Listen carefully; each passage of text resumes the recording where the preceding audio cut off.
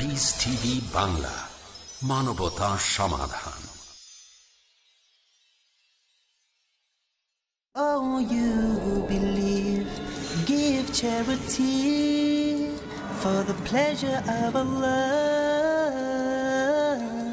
the pleasure of Allah. Oh, you who believe, read the Quran every night of Ramadan, night of Ramadan. Welcome, oh Ramadan. It is Ramadan. It is Ramadan.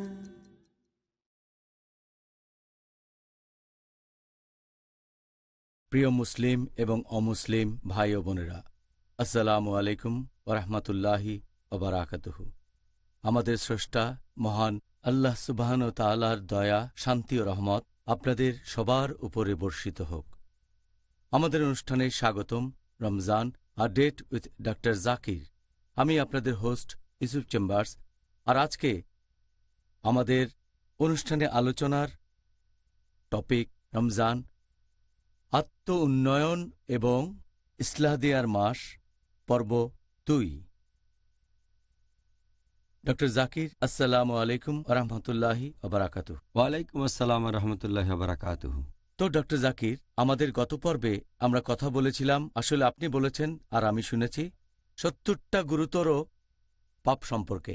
আমরা একটা একটা করে বিস্তারিতভাবে আলোচনা করব ইনশাআল্লাহ এই গুরুতর পাপগুলো নিয়ে। আজকের এই অনুষ্ঠানে যেটা নিয়ে আলোচনা করব সেটা হলো জিনা। তাহলে সবার আগে আপনি কি বলবেন ইসলামিক দৃষ্টিতে জিনাকে কিভাবে দেখা হয়, আর এ ধরনের পাপ করলে ইসলাম ধর্ম অনুযায়ী কি রকম শাস্তির বিধান রয়েছে? আলহামদুলিল্লাহ, ওয়াসসালাতু ওয়াসসালাম আলা রাসূলিল্লাহ ওয়া আলা আলিহি ওয়া সাহবিহি আজমাইন, আম্মা বাদ। আউযু বিল্লাহি মিনাশ শাইতানির রাজীম। বিসমিল্লাহির রহমানির রহিম। রব্বি ইশরাহ লি সাদরি ওয়া ইয়াসসির লি আমরি ওয়াহলুল উকদাতাম মিন লিসানি ইয়াফকাহু কাওলি। জিনা মানে অনৈতিক যৌন সম্পর্ক। একজন পুরুষ আর একজন মহিলা বিবাহিত যদি না হয় আর যৌন সম্পর্ক স্থাপন করে, সেটাকে বলা হয় জিনা। এর মানে বৈবাহিক সম্পর্কের বাইরে যৌন সম্পর্ক স্থাপন। আর ইসলামিক শরিয়ার একটা প্রধান লক্ষ্য হচ্ছে সম্মান ও বংশগতি বজায় রাখা। সেই কারণে জিনা অর্থাৎ অবৈধ যৌন সম্পর্ক হচ্ছে একটা বড় গুনাহ। আল্লাহ সুবহানাহু ওয়া তাআলা পবিত্র কোরআনে বলেছেন, সূরা ইসরা অধ্যায় নম্বর 17 আয়াত নম্বর 32, তোমরা জিনার নিকটবর্তী হইও না, তোমরা নিকটবর্তী হইও না অবৈধ যৌন সম্পর্কের, কারণ এটা একটা অশ্লীল কাজ, এক পাপ থেকে আরেক পাপের রাস্তা খুলে দেয়। ইসলাম যথাসাধ্য চেষ্টা করে গেছে এই সম্মানটাকে বজায় রাখতে, পুরুষ ও মহিলার সম্মান। এ ব্যাপারে অনেক দিক নির্দেশনা দেওয়া হয়েছে শরিয়াতে, কোরআন এবং হাদিসে, যেগুলো মানুষকে জিনার কাছাকাছি আসতে বাধা দেয়। 1 নম্বর, হিজাবের ব্যবস্থা করা হয়েছে। আর মহিলাদের হিজাবের পাশাপাশি পুরুষদেরও হিজাব পালন করতে হবে। মহিলাদের ক্ষেত্রে তাদের পুরো শরীর ঢাকতে হবে। শরীরের যে অংশ দেখা যেতে পারে, মুখমণ্ডল আর হাতের কবজি পর্যন্ত, কিছু বিশেষজ্ঞ বলেন এগুলো ঢাকতে হবে। আর আল্লাহ বলেছেন হিজাবের কথা, আল্লাহ তাআলা পবিত্র কোরআনে হিজাবের কথা বলেছেন প্রথমে পুরুষ, তারপর মহিলাদের জন্য। আল্লাহ পবিত্র কোরআনে বলেছেন সূরা নূর অধ্যায় নম্বর 24 আয়াত নম্বর 30, মুমিন পুরুষদের বলো তারা যেন দৃষ্টি সংযত করে লজ্জাস্থানে হেফাজত করে। যখন একজন পুরুষ কোনো মহিলাকে দেখবে, তখন যদি তার মাথায় কোনো খারাপ চিন্তা আসে, সে দৃষ্টি নিচু করবে। পরের আয়াতে মহিলাদের হিজাবের কথা বলা হয়েছে পবিত্র কোরআনে সূরা নূর অধ্যায় 24 আয়াত 31, মুমিন নারীদের বলো তারা দৃষ্টি নিচু করবে, লজ্জাস্থানের হেফাজত করবে। আর সাধারণত যা প্রকাশ থাকে তা ব্যতীত যেন সৌন্দর্য প্রকাশ না করে, যেন কাপড় দিয়ে বক্ষ দেশ আবৃত করে, এরকম আরো অনেক কথা। তাহলে দৃষ্টি সংযত রাখা খুব গুরুত্বপূর্ণ। এটা জিনাকে অনেকাংশেই বাধা দেয়। আর এই জিনা বা অনৈতিক যৌন সম্পর্কর শাস্তি, যেটা এখানে শাস্তি 2 ধরনের। জিনার প্রকারভেদের উপর নির্ভর করে। জিনা হতে পারে 2 প্রকার। 1 নম্বর হচ্ছে অবিবাহিত পুরুষ ও মহিলার মধ্যে অনৈতিক যৌন সম্পর্ক স্থাপন করা, ইংরেজিতে এটাকে বলা হয় ফর্নিকেশন। আর বিবাহিত পুরুষ বা মহিলা যদি অনৈতিক সম্পর্ক স্থাপন করে, এটাকে বলা হয় অ্যাডাল্ট্রি। দুটো ক্ষেত্রে শাস্তি কিছুটা আলাদা। আল্লাহ পবিত্রকরণে বলেছেন সূরা নূর অধ্যায় নম্বর 24 আয়াত নম্বর 2, অবিবাহিত মহিলা বা পুরুষ যদি ব্যভিচার করে তাহলে সেই ব্যভিচারী হোক সে মহিলা বা পুরুষ প্রত্যেককে 100 কশাঘাত করবে, 100 বার চাবুক মারবে, আর তোমরা তাদের প্রতি সহানুভূতি দেখাবে না। এবং মুমিনদের একটা দল যেন এই শাস্তি প্রত্যক্ষ করে। তার মানে একজন পুরুষ অথবা একজন মহিলা যে বিবাহিত নয় সে যদি অবৈধ সম্পর্ক স্থাপন করে তার শাস্তি হচ্ছে 100টা কশাঘাত, চাবুক দিয়ে 100 বার মারবে। এরপর অ্যাডাল্টারির শাস্তি নিয়ে যদি বলতে হয়, মানে বিবাহিত পুরুষ মহিলার মধ্যে অনৈতিক সম্পর্ক স্থাপন, এটা আছে সহিহ বুখারীতে খণ্ড নম্বর 8 বুক অব হুদুদ হাদিস নাম্বার 6814। এক লোক নবী সাল্লাল্লাহু আলাইহি সাল্লামের কাছে এসে বলল যে আমি ব্যভিচার করেছি, অ্যাডাল্টারি করেছি। তারপর সে আরও 4 বার একই কথা বলল যে সে ব্যভিচার করেছে, আর নবী তখন আদেশ দিলেন লোকটাকে শাস্তি পেতে হবে, পাথর ছুঁড়ে হত্যা করতে হবে, কারণ সে বিবাহিত পুরুষ। তাহলে অ্যাডাল্টারি মানে বিবাহিত পুরুষ বা মহিলার অনৈতিক যৌন সম্পর্কে শাস্তি, সেটা পাথর ছুঁড়ে মৃত্যুদণ্ড। আরও একটা হাদিস আছে সহিহ বুখারীতে খণ্ড নম্বর 8 বুক অব হুদুদ হাদিস নাম্বার 6819। এক ইহুদি পুরুষ আর মহিলা ব্যভিচার করার সময় ধরা পড়ল, তাদের নবীর সামনে আনা হলো। নবী তাদের জিজ্ঞেস করলেন, তোমাদের ধর্ম অনুযায়ী ব্যভিচার করলে শাস্তি কি? তারা বলল যে আমাদের পুরোহিত নিয়মটা বানিয়েছেন যে মুখ চারকোল দিয়ে কালো করে দেওয়া হবে। নবী বললেন, ধর্মগ্রন্থ আনো আর আমাকে দেখাও। ইহুদি পুরুষ ধর্মগ্রন্থ এনে কিছু অংশ ঢেকে নিয়ে তারপর পড়া শুরু করল। একজন সাহাবা তখন বললেন, তোমার হাতটা সরাও। হাত সরালে দেখা গেল সেখানে লেখা আছে শাস্তি পাথর ছুঁড়ে মৃত্যুদণ্ড, যদি বিবাহিত পুরুষ বা মহিলা ব্যভিচার করে থাকে। তাহলে ইহুদি ধর্মগ্রন্থে, খ্রিস্টান ধর্মগ্রন্থে অ্যাডাল্টারি করলে তার শাস্তি হচ্ছে পাথর ছুঁড়ে মৃত্যুদণ্ড। তখন নবী আদেশ দিলেন যে এই ইহুদি পুরুষ আর মহিলা দুজনকেই পাথর ছুঁড়ে হত্যা করা হবে। একটা হাদিস আছে সহিহ মুসলিমে খণ্ড নম্বর 3 বুক অব হুদুদ হাদিস নাম্বার 4191। নবী বলেছেন, যদি কোনো লোক জিনা করে, যদি অবিবাহিত পুরুষ অথবা মহিলা হয়, যদি জিনা করে অর্থাৎ ফর্নিকেশন, এখানে শাস্তি হচ্ছে 100টা কশাঘাত, আর তাদের নির্বাসন দেওয়া হবে 1 বছর। নবী এরপর আরও বলেছেন, যদি কোনো বিবাহিত পুরুষ বা মহিলা জিনা করে থাকে, যদি অবৈধ সম্পর্ক স্থাপন করে থাকে, মানে অ্যাডাল্টারি, আর বিবাহিত পুরুষ অথবা মহিলা হয়, সেখানে শাস্তি হচ্ছে 100 বার কশাঘাত করো, 100টা চাবুক মারো, তারপর পাথর ছুঁড়ে হত্যা করো। এ হচ্ছে জিনার ক্ষেত্রে বিভিন্ন রকমের শাস্তি। এটা ইসলাম ধর্মে গুরুতর পাপগুলোর মধ্যে একটা। আর আল কাবায়ের গ্রন্থে ইমাম আজ-জাহাবি এটাকে রেখেছেন 10 নম্বর পাপ হিসেবে, জিনা, অ্যাডাল্টারি, ফর্নিকেশন। ডক্টর জাকির, এখন আপনি কি আমাকে বলবেন যে ইসলাম ধর্ম অনুযায়ী সমকামিতার শাস্তি কি হতে পারে? আর একটা ব্যাপারে আমি জানতে চাইব যে অনেকে বলে যে সমকামিতা নাকি জেনেটিক। বিজ্ঞানীদের মধ্যে অনেকে এরকম কথা বলেন, আর যারা সমকামী তারা তখন মনে করে যে সমকামিতা করার একটা অধিকার তাদের আছে। কথাটা সঠিক? এটা কি জেনেটিক? আপনার মতামত কি? আপনি যদি ইসলামিক শরীয়ত অনুযায়ী কোনো শাস্তির কথা বলেন সমকামিতা প্রসঙ্গে, আল্লাহ পবিত্র কোরআনে বলেছেন, আর আমাদের নবীও অনেক হাদিসে এমন কথা বলেছেন সমকামিতা প্রসঙ্গে। আল্লাহ বলেছেন পবিত্র কোরআনে সূরা আরফ অধ্যায় নম্বর 7 আয়াত নাম্বার 80, এছাড়াও আছে 81। আল্লাহ বলেছেন, এখানে লূত আলাইহিস সালামের সম্প্রদায়ের কথা আছে, আর লূত আলাইহিস সালাম তার লোকজনকে বলছেন যে তোমরা এমন কুকর্ম করছো যেটা তোমাদের আগে পৃথিবীতে আর কেউ করেনি। মানে তোমরা যে লাম্পট্য করছো, কুকর্ম করছো, এটা তোমাদের আগে পৃথিবীতে আর কেউ করেনি।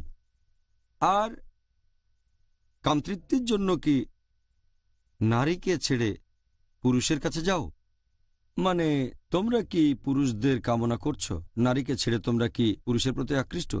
এ ধরনের কথা বলা হয়েছে সূরা আনকাবুত অধ্যায় নম্বর 29 আয়াত 28-29। এখানে লূত আলাইহিস সালাম তার লোকজনকে বলছেন যে তোমরা তো এমন অশ্লীল কাজ করছো যেটা তোমাদের আগে এই পৃথিবীতে আর কেউ কখনো করেনি। তোমরা পুরুষে উপগত হচ্ছ আর রাহাজানি করছো। আবার সমকামিতার কথা বলছেন। আর আল্লাহ সব মানুষকে যে শাস্তি দিয়েছেন সেটা পবিত্র কোরআনে আছে, সূরা হুদ অধ্যায় নম্বর 11 আয়াত নম্বর 82। আল্লাহ বলেছেন যে তিনি সেই জনপদকে উল্টে দিলেন। লূত আলাইহিস সালামের দুটো শহর সদম আর গমোরা, আল্লাহ এই শহর দুটোকে উল্টে দিলেন আর তাদের উপর বারবার বর্ষণ করা হলো পাথর আর কঙ্কর, ক্রমাগত বর্ষণ। এখন সমকামিতার দায়ে একজন মানুষের শাস্তির ব্যাপারে যদি বলতে হয়, এটা আছে সুন্নান আবু দাউদে খণ্ড নম্বর 3 বুক অফ হুদুদ হাদিস নাম্বার 4447। আমাদের নবী মুহাম্মদ সাল্লাল্লাহু আলাইহি ওয়াসাল্লাম বলেছেন, তোমাদের যদি কেউ লূত আলাইহিস সালামের লোকদের মতো পাপ করে তাকে মৃত্যুদণ্ড দেওয়া হবে। যে লোকটা এটা করে আর যার সাথে করা হয়, তাহলে সমকামিতা ইসলাম ধর্মে নিষিদ্ধ আর সমকামিতার জন্য শাস্তি হচ্ছে মৃত্যুদণ্ড। এবার আপনার প্রশ্নের দ্বিতীয় অংশটা নিয়ে বলি যে এই সমকামিতা জেনেটিক কিনা। এরকম একটা রিসার্চ করা হয়েছিল প্রায় 15-20 বছর আগে, 90-এর প্রথম দিকে। সেখানে একদল বিজ্ঞানী ছিলেন যারা বলেছিলেন যে সমকামিতা হচ্ছে জেনেটিক। পরবর্তীতে আরও রিসার্চ করা হয়েছে, সেখানে প্রমাণ হলো আগের রিসার্চের কথা ভুল। যে লোক প্রথম এই থিওরির কথা তুলেছিলেন তিনি নিজেই ছিলেন সমকামী। সমকামিতা যে জেনেটিক এটার বিরুদ্ধে অনেক আর্টিকেল লেখা হয়েছে। এরকম একটা আর্টিকেল আছে 2004 সালের এপ্রিলের 6 তারিখে, আছে লাইফস্টাইল নিউজ.com-এ। সে আর্টিকেলটার শিরোনাম হচ্ছে বর্ন অর ব্রেড, সমকামিতা নিয়ে আলোচনা। লিখেছেন রবার্ট নাইট। এই আর্টিকেলটা প্রচার করার পেছনে অবদান রয়েছে বেশ কয়েকজন আমেরিকান মহিলার। তারা প্রমাণ করতে চেয়েছিল সমকামিতা জেনেটিক না, কারণ তাদের গরজ ছিল। রবার্ট নাইট বিভিন্ন আর্টিকেল সংগ্রহ করলেন বিজ্ঞানীদের কাছ থেকে, সংশ্লিষ্ট লোকজনের কাছ থেকেও, আর প্রমাণ করলেন সমকামিতা জেনেটিক না। তিনি ডক্টর রবার্ট স্পিটজারের উদ্ধৃতি দিয়েছেন লাইফসাইট নিউজ.com থেকে। তিনি সাইকিয়াট্রির প্রফেসর আমেরিকার কলম্বিয়া ইউনিভার্সিটিতে, ইউএসএ। তিনি প্রমাণ করেছেন যে সমকামিতা জেনেটিক না। আর তিনি 1973 সালে আমেরিকান সাইকিয়াট্রিস্ট অ্যাসোসিয়েশনের লিস্ট থেকে এটা বাদ দিয়ে দিলেন যে সমকামিতা মানসিক অসুস্থতা। ভুল প্রমাণ করে এটা লিস্ট থেকে বাদ দিলেন যে মানসিক অসুস্থতা না। তিনি রিসার্চ করলেন আর 200-এরও বেশি মানুষকে বিভিন্ন পরামর্শ দিলেন যারা সমকামী ছিল। পরবর্তীতে তাদের অনেকেই সমকামিতা থেকে সরে এসেছে। যে লোক প্রথম বলেছিলেন যে সমকামিতা হচ্ছে জেনেটিক, তার নাম ডিন হ্যামার। উনিও ছিলেন আমেরিকাতে ন্যাশনাল ইনস্টিটিউট অব হেলথ। আর তিনি রিসার্চ করেছিলেন 40 জোড়া সমকামী মানুষের উপরে। বলেছিলেন যে একটা সমকামী জিন আছে, সেই কারণেই নাকি সমকামিতা বংশগত হতে পারে। পরবর্তীতে ডক্টর জর্জ রাইস ডিন হ্যামারের পরীক্ষাটা নিজেই করতে চাইলেন, নিলেন 52 জোড়া সমকামী মানুষ। তবে দুঃখের কথা, তিনি কোনো সমকামী জিন পেলেন না। যখন প্রমাণিত হলো যে সমকামিতা জেনেটিক কথাটা ঠিক নয়, তখন হ্যামার বললেন এখানে স্যাম্পলটা অনেক বড়, সেজন্য খুঁজে পায়নি, আমার স্যাম্পলটা ছোট ছিল, এভাবে অজুহাত দেখালেন। পরবর্তীতে অনেক বিজ্ঞানী, অনেক সাইকিয়াট্রিস্ট এটা নিয়ে রিসার্চ করেছেন। তারাও বুঝতে পেরেছেন যে নিঃসন্দেহে সমকামিতা জেনেটিক না। আর এমনকি doctor anal Sanders national institute of health, যে ইনস্টিটিউট থেকে এসেছেন ডিন হ্যামার, তিনিও রিসার্চ করেছেন। তারপর পেপারে ছাপা হয়েছে 1 জুন 1998 সালে টরেন্টোতে সাইকিয়াট্রিক কনফারেন্সে। তিনি নিশ্চিতভাবে প্রমাণ করেছেন যে সমকামিতা জেনেটিক না। তাহলে সমকামিতা জেনেটিক হতে পারে না, আর পাপ উত্তরাধিকার সূত্রে আসে না। ইসলাম ধর্মে এরকম কোনো ধারণা নেই। এটা খ্রিস্টান ধর্মের একটা ধারণা, অন্যান্য ধর্মেরও। তবে ইসলাম ধর্মে একজন মানুষ কখনোই অন্যের পাপের বোঝা বহন করবে না। আমরা বিশ্বাস করি পাপ উত্তরাধিকার সূত্রে আসে না, আর সমকামিতাও বংশগত নয়। ও জাজাকাল্লাহ খায়ের, আপনি খুব সুন্দরভাবে ব্যাখ্যা করেছেন। আর আমি জানি যে অনেক মুসলিম আছে যারা মনে করে যে সমকামিতা জেনেটিক। এ কথাটা বলা হয়েছিল এখন থেকে প্রায় 10 বছর আগে। তাই না? নাকি 10 বছরের সামান্য একটু কম? 14 বছর। তবে এখনো অনেকে এটাকে সত্যি বলে মনে করে। আল্লাহ যেন আমাদের মনে করে যারা পুরো ব্যাপারটা জানে না, যারা পুরোটা জানে তারা এই ব্যাপারে নিশ্চিত যে কথাটা ঠিক না। প্রিয় ভাই ও বোনেরা, ইনশাআল্লাহ আবার দেখা হবে ছোট্ট বিরতির পর। It is Ramadan. رمضان قد أهل بالصيام وأطل. আসসালামু আলাইকুম, আমি মোহাম্মদ বদরুদ্দোজা নদভী আমার পক্ষ থেকে এবং পিস টিভি বাংলার পক্ষ থেকে আপনাদেরকে জানাই রমজানুল মুবারকের আন্তরিক মুবারকবাদ। মোমেনের চাল চলন, ইসলামী তরিকা, আমলের পরীক্ষা। আমি মোহাম্মদ হাশিম মাদানী, শেখ হাশিম মাদানী। আর আপনারা দেখছেন পিস টিভি বাংলা। কেন জীবনের সফলতার জন্য দরকার ইসলামী তরিকার জানার জন্য দেখুন ইসলামী নৈতিকতা। দেখুন আদব, প্রতি বৃহস্পতিবার সন্ধ্যা 5:30 বাংলাদেশে ও সন্ধ্যা 5টায় ভারতে, পিস টিভি বাংলায়। মানুষ অনেক রাস্তায় চলে, কিন্তু জান্নাতে যাওয়ার শুধু একটি রাস্তা, যে রাস্তা মহান আল্লাহকে পছন্দ, শেখ বদরুদ্দোজা নদভী, যার উপর নবী করিম সাল্লাল্লাহু আলাইহি ওয়াসাল্লাম চলতে বলেছেন, সাহাবাগণ চলেছেন।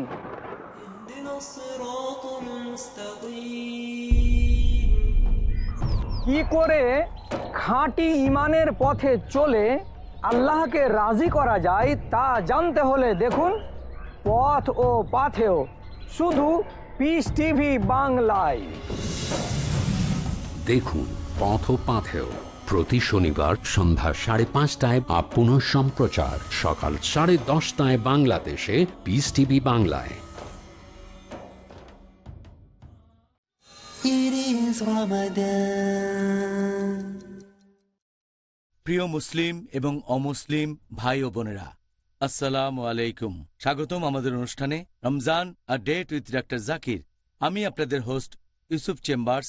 আর আজকে আমাদের আলোচনার টপিক রমজান, আত্ম উন্নয়ন এবং ইসলাহ দেয়ার মাস, পর্ব 2। আসসালামু আলাইকুম। ওয়ালাইকুম আসসালাম রহমতুল্লাহ বারাকাতুহু। ডক্টর জাকির, আপনার কাছে আমাদের পরের প্রশ্ন, সেটা রিবা। এটাও অন্যতম একটা গুরুতর পাপ। আর দুর্ভাগ্যজনকভাবে এখনকার দিনে অনেক মুসলিম মনে করে যে সুদ বা রিবা পুরোপুরি বৈধ আমাদের এই বর্তমান সমাজের প্রেক্ষাপটে।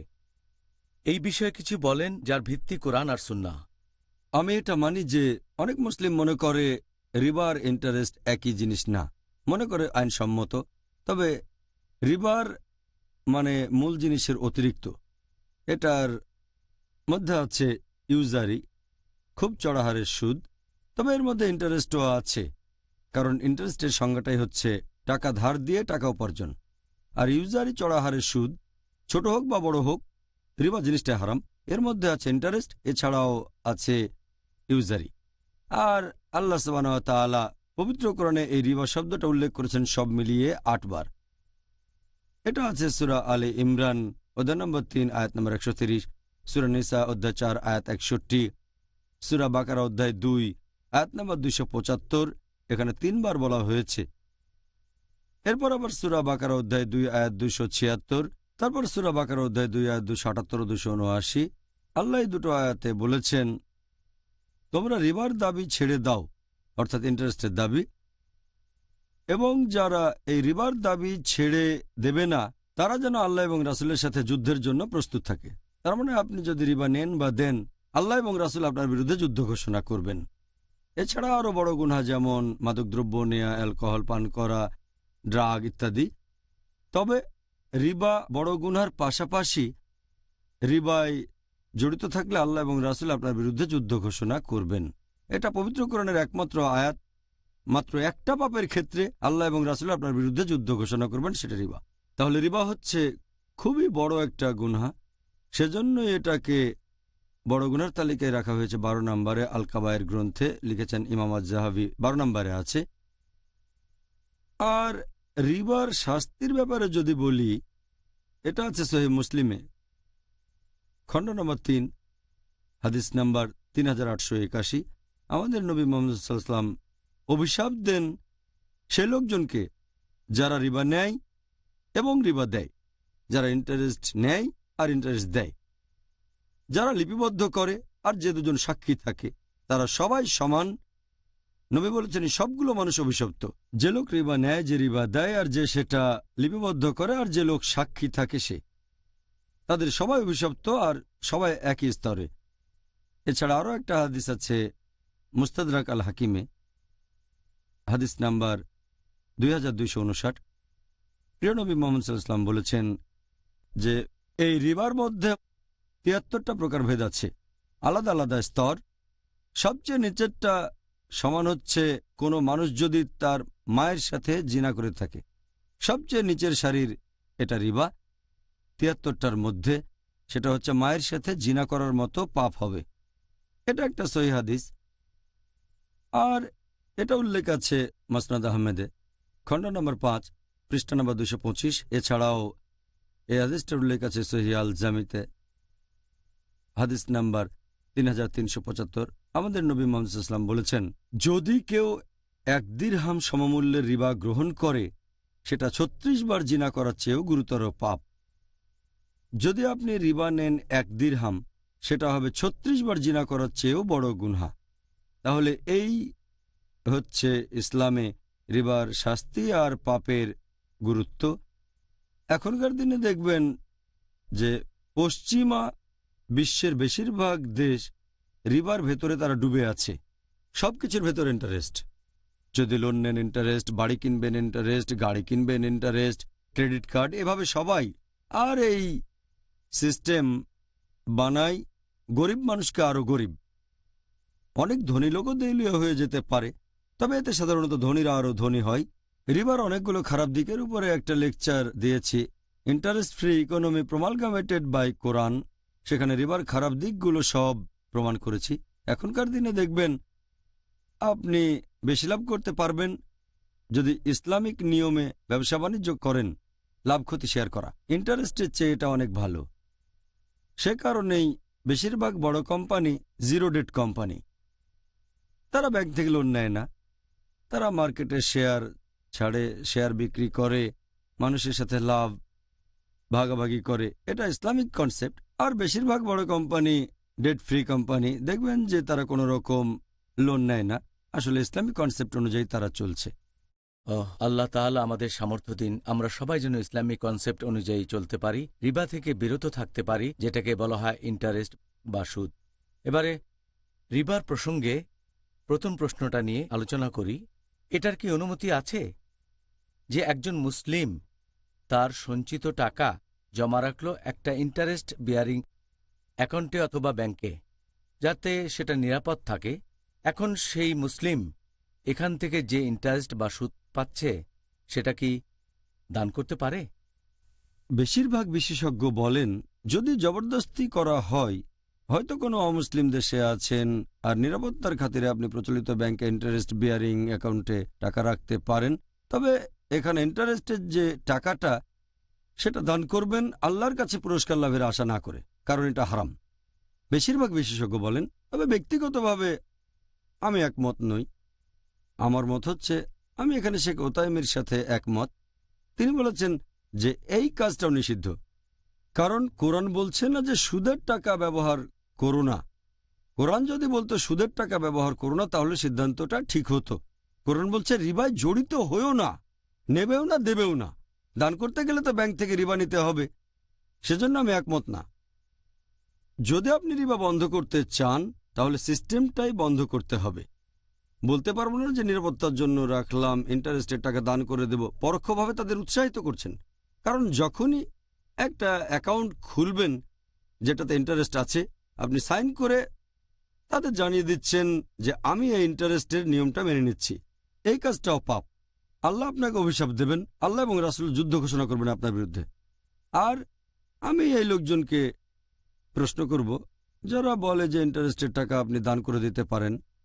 ধরেন আমি মাদকদ্রব্যের ব্যবসা করি, ধরেন কোকেন, তারপর ব্রাউন সুগার, আর ধরেন ইনভেস্ট করেছি $1 মিলিয়ন আর প্রত্যেক মাসে $1 বিলিয়ন লাভ করলাম এবং লাভের টাকাটা আমি দান করে দিলাম গরিব মানুষের মাঝে, এটার কি অনুমতি আছে? তারা বলবে না, হারাম। কেন? কারণ কোকেন বিক্রি করা, ব্রাউন সুগার, এগুলো হারাম। এখন কোকেন, ব্রাউন সুগার ইত্যাদি বিক্রি করা যদি হারাম, রিবা আরো বড় হারাম। কারণ যদি রিবাতে জড়িত থাকেন, আল্লাহ এবং রাসূল আপনার বিরুদ্ধে যুদ্ধ ঘোষণা করবেন। যখন ব্যাংকে দিচ্ছেন পারমিশন, তারা ইন্টারেস্টে আপনার সাথে লেনদেন করবে, এটা অনেক বড় গুনাহ। তাহলে ছোট গুনার বেলা তো একই রকম হবে। সেজন্য আমি একমত নই। যদি তারা নিরাপত্তার জন্য ব্যাংকে টাকা রাখে, তাহলে তো সেটা রাখতে পারে কোনো ইসলামিক ব্যাংকে, অথবা শেষ উপায় হিসেবে টাকা রাখতে পারেন কারেন্ট অ্যাকাউন্টে। এমন কিছু অ্যাকাউন্ট আছে ব্যাংকে যেখানে কোনো ইন্টারেস্ট বা সুদ দেওয়া হয় না, এটাকে বলা হয় কারেন্ট অ্যাকাউন্ট।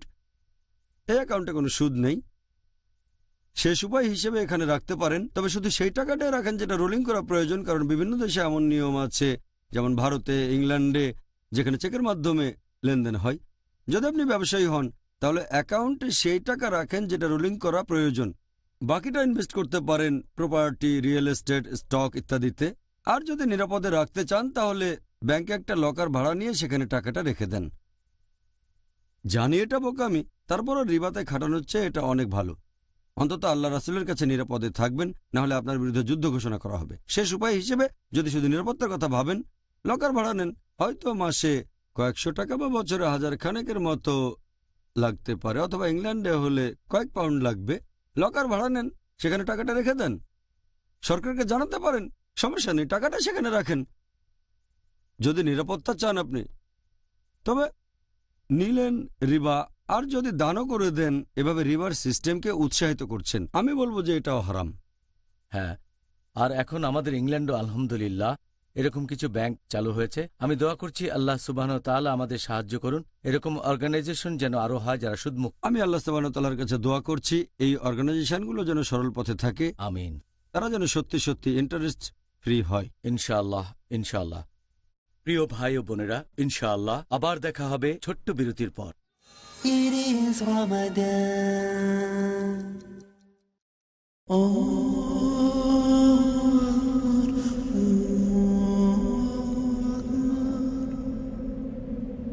أشهد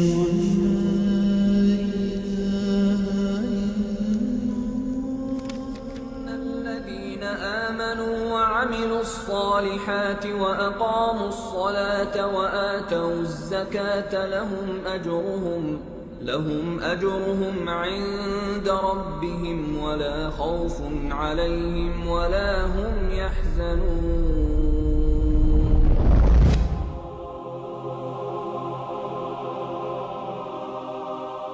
আসসালামু আলাইকুম। ওয়ালাইকুম সালাম। আসসালামু আলাইকুম। আমি আমাদের এই ধর্মের আসল সৌন্দর্য অন্যদের কাছে ছড়ানোর জন্য চেষ্টা করছি, কিন্তু দুর্ভাগ্যবশত আমি ইসলামের বাণী ছড়ানোর কোনো উপায় খুঁজে পাইনি। আমার কাছে এর সমাধান আছে। যেহেতু আমি কোনো আলিম নই, তাই আমি বেছে নিয়েছি পিস টিভিকে, একটি আন্তর্জাতিক খ্যাতি সম্পন্ন ইসলামিক টেলিভিশন চ্যানেল। একটা টেলিভিশন চ্যানেলকে কি জাকাত দেওয়া যাবে? হ্যাঁ, সত্যি। যদি এটা হয় non profit Islamic television channel piece TV নয়, কেন নয়? পৃথিবীর বড় বড় আলেমগণের নিকট থেকে ফতোয়া এসেছে যা বলে যে জাকাত দেওয়া যাবে কোনো অলাভজনক ইসলামিক স্যাটেলাইট টেলিভিশন চ্যানেলকে, যার মূল লক্ষ্য হচ্ছে ইসলামের সঠিক বাণী ছড়িয়ে দেওয়া। পিস টিভির সাথে থাকুন। আপনার জাকাত দানের অর্থ পাঠাতে পারেন IRFI Al Ryan Bank 47 Calthorpe Road, Birmingham, UK. Postcode B151TH. Pound account number 01132301. IBAN GB49 ARAY 30008301 132301. Sort code 300083. Swift BIC code ARAY GB22. টাকা পাঠিয়ে আমাদের ইমেল করুন support@peacetv.tv. পিস টিভি, মানবতার সমাধান। The students of Islamic International School welcome all of you. Assalamu alaikum wa rahmatullahi wa barakatuh. Al-Malikul Quddusus Salamul Mu'minul Muhaymin. MUSLIM, I'm so blessed to be with them. MUSLIM. L-I-M. I'm so blessed to be with them. Don't know about you, I know about me. I'm proud cause I'm rolling Islamically. Everywhere I see, even on TV, people talking trash about the way I be. But what they all hate is if we get great, cause we're the only ones with our heads on straight. Don't ever frown on your head looking down. If you read the Quran, you're the best in the town. M-U-S-L-I-M. I'm so blessed to be with them. M-U-S-L-I-M. I'm so blessed to be with them. Watch Little Wonders at their best. বিস্ময় শিশুরা প্রতি বুধবার সন্ধ্যা 5টায় বাংলাদেশে ও বিকেল 4:30 ভারতে। Piece TV বাংলায়।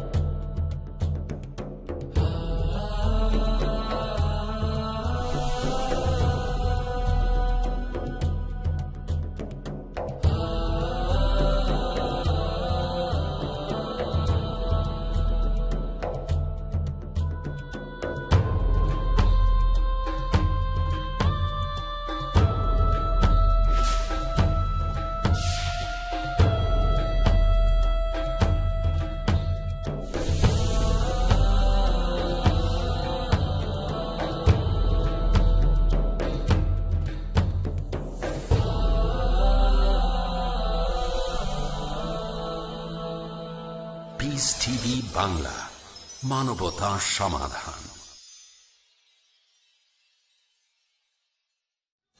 It is Ramadan. প্রিয় মুসলিম এবং অমুসলিম ভাই ও বোনেরা, আসসালামু আলাইকুম। স্বাগতম আমাদের অনুষ্ঠানে Ramzan a date with doctor Zakir. আমি আপনাদের হোস্ট ইউসুফ চেম্বার্স। আর আজকে আমাদের আলোচনার টপিক রমজান, আত্ম উন্নয়ন এবং ইসলাহ দেয়ার মাস, পর্ব 2। আসসালামু আলাইকুম। ওয়ালাইকুম আসসালাম রহমতুল্লাহ বারাকাতুহু। এবার যে বিষয়টা নিয়ে আপনাকে প্রশ্ন করতে চাচ্ছি ডক্টর জাকির, সেটার প্রসঙ্গ অ্যালকোহল। ইসলাম ধর্ম অ্যালকোহল সম্পর্কে কি বলছে? এটা কি পুরোপুরি নিষিদ্ধ? আল্লাহ পবিত্র কোরআনে বলেছেন, সূরা মাইদা অধ্যায় নম্বর 5 আয়াত নম্বর 90, ইয়া আইয়ুহাল্লাযিনা আমানু, হে মুমিনগণ, ইন্নামাল খামরু ওয়াল মাইসিরু, নিশ্চয়ই মদ পান করা ও জুয়া খেলা, ওয়াল আনসাবু ওয়াল আজলামু, মূর্তি পূজার বেদী ও ভাগ্য নির্ণায়ক স্বর, রিজসুম মিন আমালি শাইতান, এগুলো সব শয়তানের কাজ, ফাজতানিবু লাকুম তুফলিহুন, এগুলো থেকে বিরত থাকো যেন সফল হতে পারো। আল্লাহ বলেছেন এটা রিজসুম মিন আমালি শাইতান, এটা শয়তানের কাজ, এগুলো থেকে বিরত থাকো যেন সফল হতে পারো। আর ইমাম আয-যাহাবী আল কাবায়ের গ্রন্থের লিস্টে 70টা বড় গুনাহ, সেখানে অ্যালকোহল পান করা আর মাদকদ্রব্য, খামার, মদ পান করা, এটা রয়েছে 19 নম্বরে। মাদকদ্রব্য নিয়ে খ্রিস্টান ধর্মেও নিষিদ্ধ। বাইবেল পড়লে দেখবেন এটা আছে বুক অব প্রভার্বস অধ্যায় নম্বর 20 অনুচ্ছেদ 1, বলা হয়েছে যে মদ পানে নিয়ন্ত্রণ থাকে না। এটা খুব বিধ্বংসী পানীয়, মদ পান করে তারা মূর্খের মতো আচরণ করে। এরপর বুক অব এফিসিয়েন্স অধ্যায় 5 অনুচ্ছেদ 18, তোমরা মদ খেয়ে মাতাল হও না। দুর্ভাগ্যজনকভাবে আমরা দেখি যে ইহুদি এবং খ্রিস্টানরা বাইবেলের এই নির্দেশটা মেনে চলে না। আর এখানে কারণটা কি? কোন যুক্তিতে ইসলাম অ্যালকোহলকে নিষিদ্ধ করেছে? সাধারণত মানুষের মধ্যে একটা ইনহিবিটরি সেন্টার থাকে। এই ইনহিবিটরি সেন্টার মানুষকে সেসব কাজে বাধা দেয় যেগুলো অযৌক্তিক বা যে কাজগুলো করা ঠিক না। যেমন ধরেন, কোনো লোক হয়তো প্রকৃতিটাকে সাড়া দিতে যাচ্ছে, ইনহিবিটরি সেন্টার বলবে কাজটা সবার সামনে করো না, কোনো টয়লেটে যাও, আমাদের ব্রেন নিষেধ করবে। আবার ধরেন কেউ হয়তো বাবা মার সাথে কথা বলছে, এটা বলবে বাবা মাকে অসম্মান করে কথা বলো না, অশ্লীল ভাষা ব্যবহার করো না। ইনহিবিটরি সেন্টার এভাবেই কাজ করে। যখন কোনো মানুষ নেশাগ্রস্ত থাকে, যখন কোনো মানুষ মাদকদ্রব্য গ্রহণ করে, মদ খায়, অ্যালকোহল, তার ইনহিবিটরি সেন্টার কাজ করে না, জানে না তখন কি বলছে তারা, সেজন্য অনেকেই তখন অভিশাপ দেয় অথবা গালমন্দ করতে থাকে। দেখবেন খুব অশ্লীল কথা বলছে, তারপর দেখবেন হয়তো জামা কাপড়েই প্রসাব করে ফেলছে। এসবের কারণ তাদের ইনহিবিটরি সেন্টার কাজ করছে না। আর খেয়াল করলে দেখবেন অ্যালকোহল পান করার কারণেই বিভিন্ন অপরাধ সংঘটিত হয়। ইউএস ডিপার্টমেন্ট অফ জাস্টিসের রিপোর্টে 1996 সালে প্রত্যেক দিন, এটা 1996 সালের কথা, প্রত্যেক দিন 2713 জন মহিলা ধর্ষিত হয়েছে। তার মানে প্রতি 32 সেকেন্ডে আমেরিকায় একটা ধর্ষণের ঘটনা ঘটেছে 96 সালে। আর এই রিপোর্ট বলছে ধর্ষণ করেছে যে মানুষগুলো, তাদের বেশিরভাগই তখন নেশাগ্রস্ত ছিল। এছাড়া আমেরিকার আর একটা পরিসংখ্যান বলছে যে আমেরিকার মধ্যে 8% মানুষ অজাচার করে, নিকটাত্মীয়দের সাথে যৌন সম্পর্ক স্থাপন। তার মানে প্রতি 12 জনের মধ্যে একজন আমেরিকান অজাচার করে থাকে, আর তাদের বেশিরভাগই যখন অজাচার করে তখন নেশাগ্রস্ত থাকে। তাহলে বুঝতে পারছেন এই অ্যালকোহল স্বাস্থ্যের জন্য ক্ষতিকর, এটা অনেক অসুখ বিসুখের কারণ। এছাড়াও এই অ্যালকোহল এইডস হওয়ার একটা কারণ, এটা কিছুদিন আগে জানা গেছে। আর অনেক লোক এরকম মনে করে যে আমি সোশ্যাল ড্রিঙ্কার, আমি মাত্র এক পেগ খাই আর কখনো নেশাগ্রস্ত হই না। যদি অ্যালকোহলিকদের ইন্টারভিউ নেন দেখবেন সবাই এরকম বলবে যে প্রথম দিকে তারা ছিল সোশ্যাল ড্রিঙ্কার। কোনো লোকই প্রথমে অ্যালকোহলিক হওয়ার জন্য মদ খায় না, সবাই থাকে সোশ্যাল ড্রিঙ্কার, পরবর্তীতে অ্যালকোহলিক হয়ে যায়। আর যদি কোনো সোশ্যাল ড্রিঙ্কারকে জিজ্ঞেস করেন যে কয়েক বছর ড্রিঙ্ক করে যাচ্ছে, এই কয়েক বছরে আপনি কতবার নেশাগ্রস্ত হয়ে পড়েছেন, দেখবেন সে কয়েকবার নেশাগ্রস্ত হয়ে পড়েছে, যত কন্ট্রোলই থাকুক না কেন তার। কোনো মানুষ যখন নেশাগ্রস্ত হয় তখন যদি এমন পাপ করে যেমন ধর্ষণ, অজাচার, এটা ক্ষমার অযোগ্য পাপ, এই ক্ষতিপূরণ করা যায় না। আর আপনারা দেখবেন এ কারণে আমাদের নবী মুহাম্মদ সাল্লাল্লাহু আলাইহি ওয়াসাল্লাম বলেছেন, এটা আছে ইবনে মাজাহ খণ্ড নম্বর 3, বুক অফ ইনটক্সিকেন্টস, অধ্যায় নম্বর 30, হাদিস নম্বর 3371। আমাদের প্রিয় নবী বলেছেন যে মাদকদ্রব্য অ্যালকোহল হচ্ছে সব পাপের জননী, অ্যালকোহল সকল পাপের জননী। এছাড়া আরেকটা হাদিস ইবনে মাজাহ খণ্ড নম্বর 3, বুক অফ ইনটক্সিকেন্টস, অধ্যায় নম্বর 30, হাদিস নম্বর 3392। আমাদের নবী বলেছেন যে জিনিস বেশি পরিমাণ খেলে নেশাগ্রস্ত হবে তার সামান্য পরিমাণটাও তোমাদের জন্য নিষিদ্ধ। সামান্য পরিমাণে খাওয়া যাবে না, বলতে পারবেন না যে মাত্র একটা পেগ খাবো, যেটার বেশি পরিমাণ নেশাগ্রস্ত করে তার কম পরিমাণ নিষিদ্ধ। আমাদের নবী 10 ক্যাটাগরির মানুষকে অভিশাপ দিয়েছেন যারা অ্যালকোহলের সাথে জড়িত। এটার উল্লেখ আছে ইবনে মাজাহ খণ্ড নম্বর 3, বুক অফ ইনটক্সিকেন্টস, অধ্যায় নম্বর 30, হাদিস নম্বর 3380। আমাদের নবী বলেছেন 10 ক্যাটাগরির লোক যারা অ্যালকোহলের সাথে জড়িত তারা অভিশপ্ত। যে এটাকে চোলাই করে, যার জন্য চোলাই করা হয়, যে এটা পান করে, যে এটা বহন করে আনে, যার জন্য আনা হয়, যে বিক্রি করে, যে পরিবেশন করে, তারপর যে অ্যালকোহল বিক্রির টাকা বিভিন্ন কাজে ব্যবহার করে, এই অ্যালকোহল যে কেনে আর যে এটা অন্য কারোর জন্য কেনে। তাহলে এই 10 ক্যাটাগরির মানুষ হচ্ছে অভিশপ্ত, আল্লাহ তাআলা তাদের অভিশাপ দেন। আর অ্যালকোহল পান করলে একজন মানুষের বিভিন্ন রকম অসুখ হতে পারে তার শরীরে। আর বর্তমানে অ্যালকোহল পৃথিবী জুড়ে মানুষের মৃত্যুর অন্যতম একটা প্রধান কারণ বলে ধরা হয়। এখনকার বিজ্ঞান আমাদের বলে, আর আপনারা হয়তো জানেন, অ্যালকোহলের কারণে অনেক রোগ হতে পারে। সবচেয়ে কমন হচ্ছে লিভার সিরোসিস। যদি কেউ অ্যালকোহলিক হয় তার লিভার সিরোসিস হওয়ার সম্ভাবনা বেশি থাকে। এছাড়া ক্যান্সারও হতে পারে ইসোফেগাসে কিংবা মাথায় বা কাঁধে, ক্যান্সার হতে পারে পেটে, অথবা হবে লিভারে, অথবা হতে পারে গ্যাস্ট্রাইটিস, তারও হতে পারে ইসোফেজাইটিস, প্যানক্রিয়াটাইটিস, হেপাটাইটিস। যে লোক অ্যালকোহল পান করে থাকে তার সম্ভাবনা বেশি থাকে। তার হতে পারে কার্ডিওমায়োপ্যাথি, হতে পারে অ্যাঞ্জাইনা, হার্ট অ্যাটাক, অ্যাথেরোস্ক্লেরোসিস, অথবা তার হতে পারে স্ট্রোক, অ্যাপোপ্লেক্সি, অজ্ঞান হওয়া। নিয়মিত অ্যালকোহল খেলে এই সম্ভাবনা বেশি থাকে যে সেই লোকের তখন হতে পারে, যেমন ধরেন কর্টিক্যাল নিউরোপ্যাথি, সেরেব্রাল নিউরোপ্যাথি, অথবা হতে পারে পেরিফেরাল নিউরোমা, এরকম বিভিন্ন রকম রোগ হতে পারে কেউ যদি অ্যালকোহল পান করে বা মদ পান করে থাকে।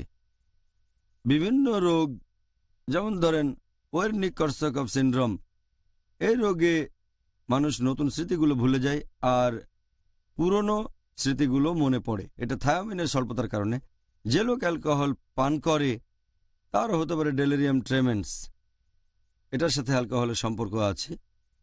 অথবা তার হতে পারে প্যালাগ্রা, হতে পারে চর্মরোগ। যে নিয়মিতভাবে অ্যালকোহল পান করে থাকে তখন সম্ভাবনা বেশি যে তার হতে পারে এন্ডোক্রিন ডিসঅর্ডার, যেমন মিক্সোডার্মা, হাইপারথাইরয়েডিজম। তার হতে পারে হেমাটোলজিক্যাল ডিসঅর্ডার, যেমন মাইক্রোসাইটিক অ্যানিমিয়া, হতে পারে জন্ডিস, অথবা হতে পারে থ্রম্বোসাইটোপেনিয়া, হতে পারে প্ল্যাটেলেট ডিসঅর্ডার। যে লোক অ্যালকোহল পান করে সেখানে তার সম্ভাবনা থাকে যে সাধারণ ঔষধ যেমন মেট্রোনিডাজল, ফ্লাজিল এগুলো কাজ করবে না যদি সে নিয়মিতভাবে অ্যালকোহল পান করে থাকে। যে নিয়মিতভাবে অ্যালকোহল পান করে তার হতে পারে বিভিন্ন ইনফেকশন, কারণ রোগ প্রতিরোধ ক্ষমতা কমে যায়। সম্ভাবনা বেশি থাকে যে তার হতে পারে বুকে ইনফেকশন, যেমন lung abscess, emphysema, pulmonary tuberculosis. কোনো মহিলা অ্যালকোহলিক হলে তার প্রভাব আরও বেশি ক্ষতিকর হতে পারে। মহিলাদের জন্য লিভার সিরোসিস খুবই বিপজ্জনক। যদি গর্ভবতী হয় তার হতে পারে অ্যালকোহল ফিটাস সিনড্রোম। বিভিন্ন চর্মরোগ হতে পারে যেমন অ্যালোপেসিয়া, তার হতে পারে নেল ডিস্ট্রফি, হতে পারে অ্যাঙ্গুলার স্টোমাটাইটিস। এভাবে আপনি বিভিন্ন রোগের নাম বলে যেতে পারেন কয়েক ঘন্টা ধরে, যেগুলো হয় শুধুমাত্র অ্যালকোহল পান করার কারণে। এখনকার দিনে দেখবেন যে মেডিকেল ডাক্তাররা তারা বলে অ্যালকোহলিজম একটা অসুখ। এভাবে তারা আসলে বলতে চায় যে অ্যালকোহলিকের প্রতি নিষ্ঠুর হবেন না, তাকে দোষ দেওয়া যাবে না, অ্যালকোহলিজম একটা অসুখ। যদি অ্যালকোহলিজম অসুখ হয়ে থাকে, এটাই একমাত্র অসুখ যেটা বোতলে ভরে বিক্রি হয়। এটাই একমাত্র অসুখ যার বিজ্ঞাপন দেওয়া হয় খবরের কাগজে, বিভিন্ন ম্যাগাজিনে, রেডিও ব্রডকাস্ট স্টেশনে, বিজ্ঞাপন দেওয়া হয় বিভিন্ন স্যাটেলাইট চ্যানেলগুলোতে, টেলিভিশনে। এটাই একমাত্র অসুখ যেটা বিক্রি হয় লাইসেন্স করা দোকানগুলোতে। এটা একমাত্র অসুখ যেটা থেকে সরকার আয় করে থাকে। এটা একমাত্র অসুখ যেটার কারণে সড়ক দুর্ঘটনা হতে পারে। এটা একমাত্র অসুখ যেটা পরিবারকে ধ্বংস করে দেয়। এটাই একমাত্র অসুখ যেটা ভাইরাস ব্যাকটেরিয়ার কারণে হয় না। এটা কোনো অসুখই না। আল্লাহ বলেছেন সূরা মাইদা অধ্যায় নম্বর 5 আয়াত নম্বর 90, রিজসুম মিন আমালি শাইতান, এটা হলো শয়তানের কাজ, ফাজতানিবু লাকুম তুফলিহুন। এগুলো বর্জন করো যাতে সফল কাম হতে পারো। সুবহানাল্লাহ। আমার মতে এই অ্যালকোহল থেকে দূরে থাকার মতো যথেষ্ট কারণ আছে আমাদের সবার জন্য, পুরো মানব জাতির জন্য। ইনশাআল্লাহ। জাযাকাল্লাহ খায়ের, সুন্দর বলেছেন। প্রিয় ভাই ও বোনেরা, ইনশাআল্লাহ আবার দেখা হবে ছোট্ট বিরতির পর। It is Ramadan. মানুষ অনেক রাস্তায় চলে, কিন্তু জান্নাতে যাওয়ার শুধু একটি রাস্তা, যে রাস্তা মহান আল্লাহকে পছন্দ, শেখ বদরুদ্দোজা নদভী, যার উপর নবী করিম সাল্লাল্লাহু আলাইহি ওয়াসাল্লাম চলতে বলেছেন, সাহাবাগণ চলেছেন।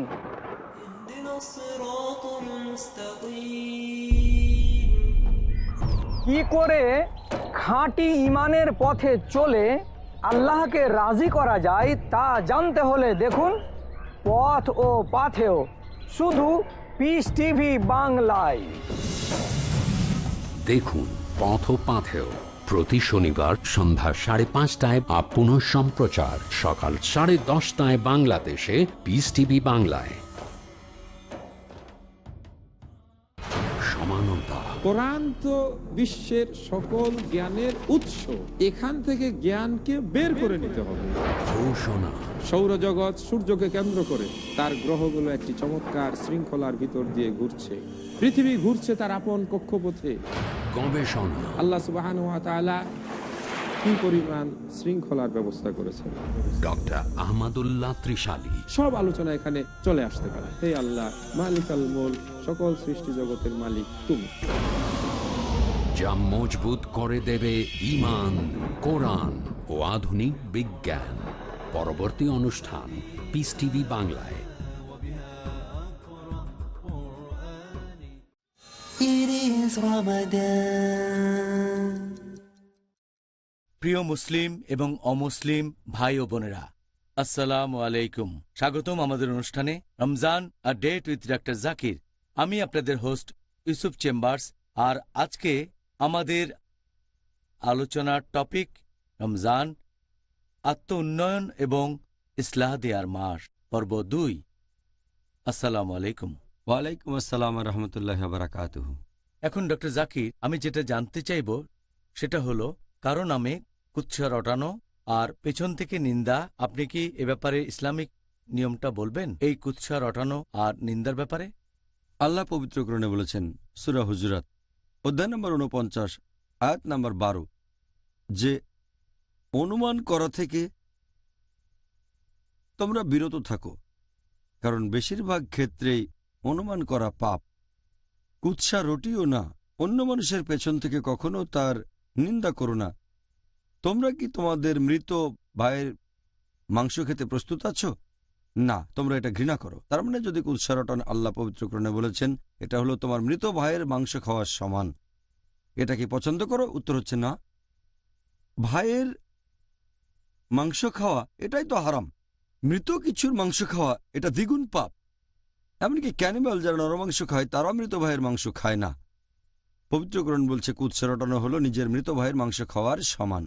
একটা হাদিস আছে সহিহ মুসলিমে, খণ্ড নাম্বার 4, হাদিস নাম্বার 6265।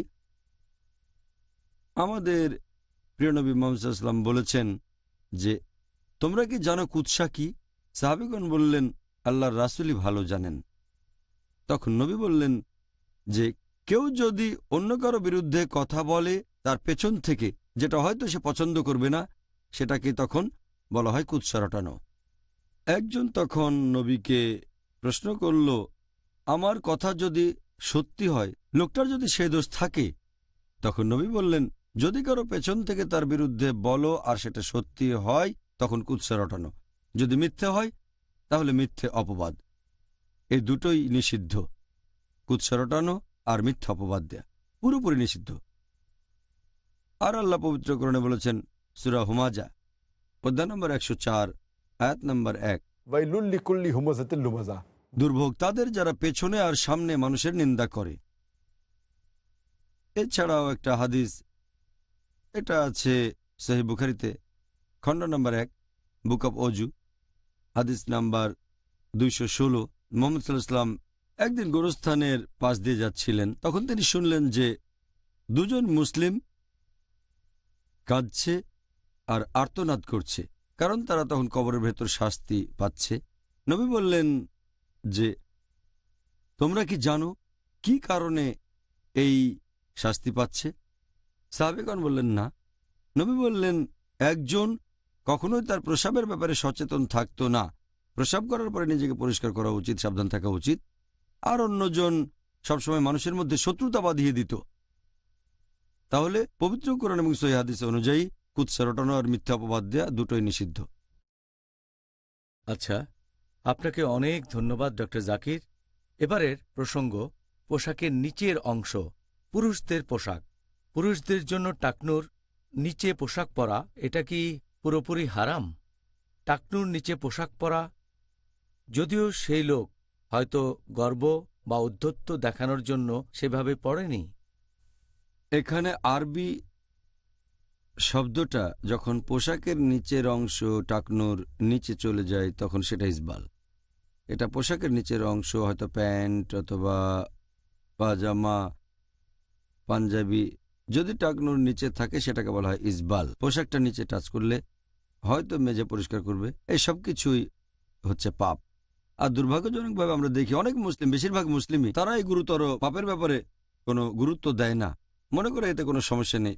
বেশিরভাগ মুসলিম প্যান্ট পরে গোড়ালির নিচে, অনেকে প্যান্ট তখন টাচ করে মেঝে, অনেকের আবার মেঝে ঝাড়ু দিয়ে বেড়ায়। এটা আছে সহিহ বুখারীতে, খণ্ড নম্বর 7, বুক অব ড্রেস, হাদিস নাম্বার 5787। প্রিয় নবী মুহাম্মদ সাল্লাল্লাহু আলাইহি ওয়াসাল্লাম বলেছেন পোশাকের যে অংশ টাকনুর নিচে চলে যায় সে অংশটা দোজখের আগুনে জ্বলবে। পোশাকের নিচের অংশ হোক প্যান্ট বা অন্য কিছু, সেটা যদি টাকনুর নিচে চলে যায় তাহলে সেই অংশটা দোজখের আগুনে জ্বলবে।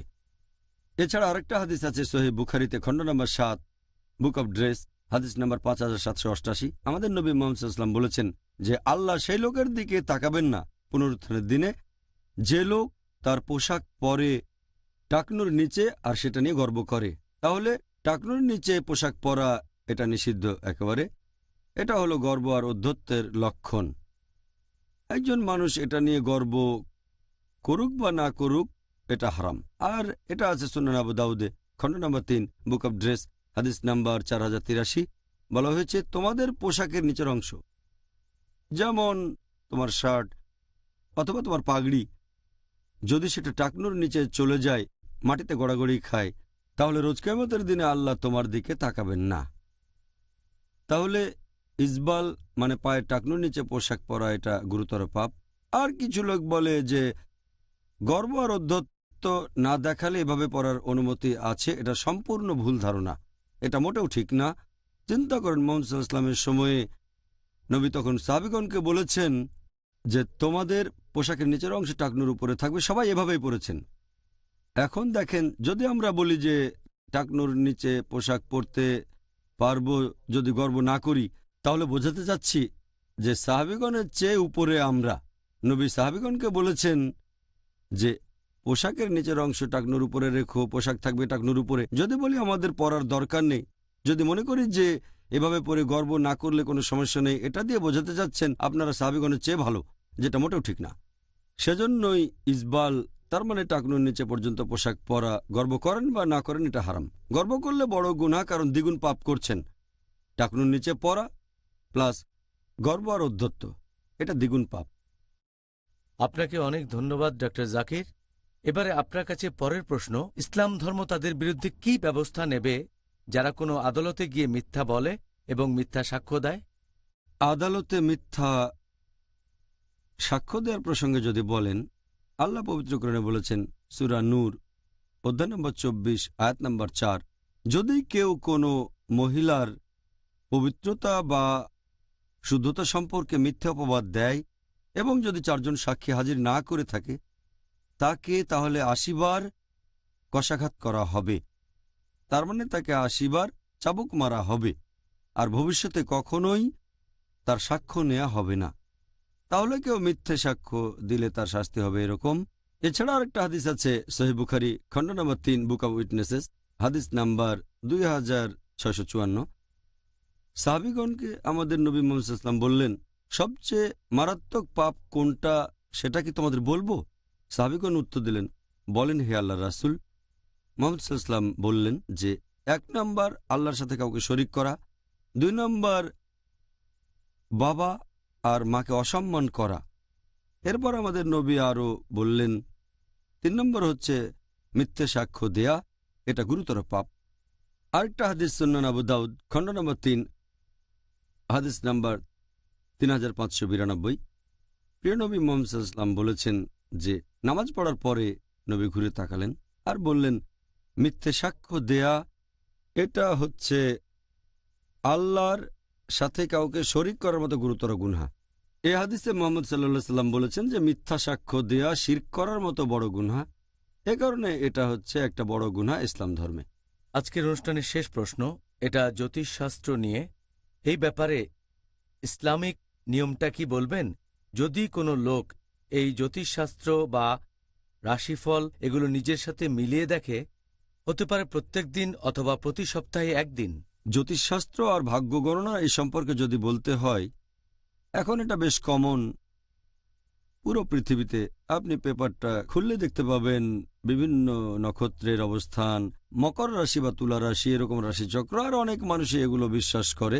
যদি কেউ এসব নক্ষত্রের অবস্থান, রাশিচক্র আর জ্যোতিষশাস্ত্রে বিশ্বাস করে, তাহলে সেটা হবে শিরক করা, তাকে বলা হবে মুশরিক।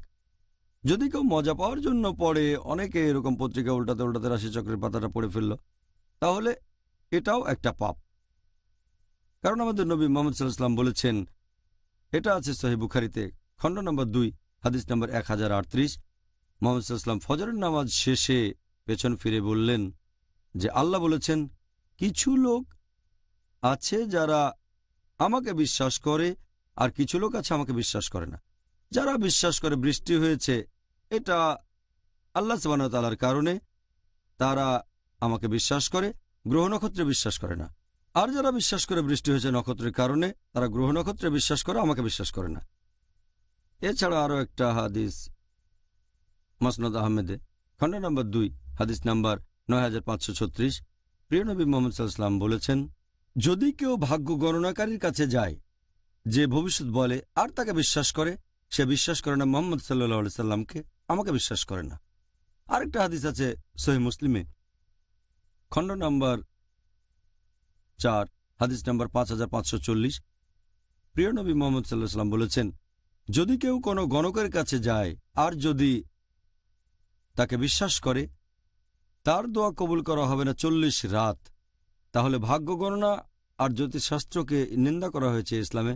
আল্লাহ বলেছেন সূরা মাইদা অধ্যায় 5 আয়াত নম্বর 90, হে মুমিনগণ, নিশ্চয় মদপান ও জুয়া খেলা, মূর্তি পূজার বেদী ও ভাগ্য নির্ণায়ক স্বর, এগুলো সব শয়তানের কাজ, এগুলো থেকে বিরত থাকো যাতে সফল হতে পারো। তাহলে ভাগ্য গণনা হচ্ছে শয়তানের কাজ, এটা থেকে বিরত থাকবো যাতে সফল হতে পারি। ডক্টর জাকির, আপনি খুব সুন্দর বলেছেন, জাযাকাল্লাহ খায়ের। আল্লাহ তাআলা যেন আপনাকে পুরস্কৃত করেন। আপনি আজকে আমাদের অনেক তথ্য জানিয়েছেন কোরআন আর সুন্নাহর ভিত্তিতে। আপনি বিভিন্ন প্রশ্নের উত্তর খুবই সুন্দরভাবে দিয়েছেন। জাযাকাল্লাহ খাইরান। আল্লাহ যেন কবুল করেন, আমিন। ভাই ও বোনেরা, আশা করি আপনারাও মানবেন, আমরা যে তথ্যগুলো জানতে পেরেছি, যেগুলো অর্জন করেছি গত 2টা পর্বে, যার টপিক রমজান, আত্ম উন্নয়ন ও ইসলাহ দেয়ার মাস, সেগুলো খুবই মূল্যবান। এখন পবিত্র রমজান মাসের আর 8 দিনের মতো বাকি আছে। আমি অনুরোধ করব, আপনারা আমাদের অনুষ্ঠান থেকে যা কিছু শিখেছেন, মূল্যবান যেসব তথ্য জানতে পেরেছেন, সেগুলো প্রয়োগ করবেন যত তাড়াতাড়ি সম্ভব ইনশাআল্লাহ। যদি আরও কিছু জানতে চান এই আত্ম উন্নয়ন আর এই পবিত্র মাসে আর ইসলাহ, তাহলে দেখতে পারেন পর্ব 3 আগামীকাল। তাহলে দেখা হবে একই সময়ে। আসসালামু আলাইকুম ওয়া রাহমাতুল্লাহি ওয়া বারাকাতুহু। حافظين ذاكرين قانتين خاشعين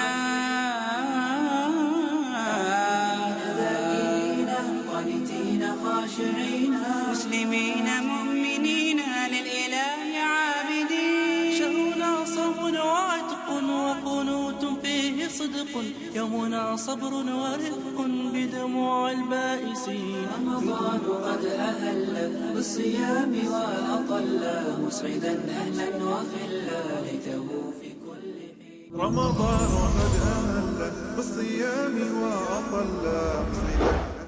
আসসালামু আলাইকুম ওয়া রাহমাতুল্লাহ। আমি মোহাম্মদ হাশিম মাদানী, পিস টিভি বাংলার পক্ষ থেকে, আমার পক্ষ থেকে সকল মুসলিম ভাইদের জানাচ্ছি মাহে রমজানের মুবারকবাদ।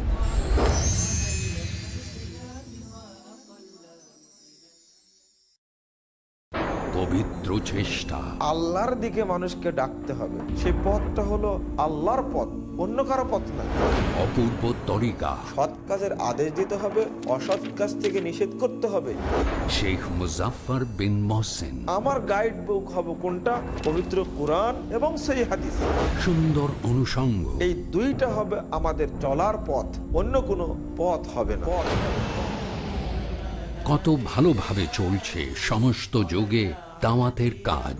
ইসলামী দাওয়াতের সফলতার পদ্ধতি প্রতি সোমবার রাত 10:30টায় বাংলাদেশে ও রাত 10টায় ভারতে। পিস টিভি বাংলায়।